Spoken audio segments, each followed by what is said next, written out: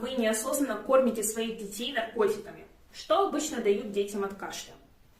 Вкусные, сладкие сиропы. И все вроде бы логично. Если у ребенка кашель, то нужно ему дать сироп, который будет сжижать мокроту, то есть муколитик.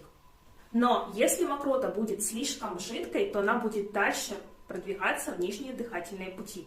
А если вам еще и назначили 2 в 1 средство, которое разжижает мокроту и одновременно подавляет кашель, то таким образом у ребенка просто образуется болото, которое он даже не может откашлять. И это прямая дорога к пневмонии. Некоторые муколитики могут вызвать бронхоспазм, аллергию. Противокашлевые, которые лечат за счет подавления кашлевого рефлекса, рецепторы которых находятся в кишечнике, содержат кодеин. А это уходит опиума, и эффект от него такой же, как при наркотическом отравлении, только слабее. На Западе уже даже есть сиропные наркоманы, которые выпивают по несколько бутылок сиропа от кашля и ловят потом эту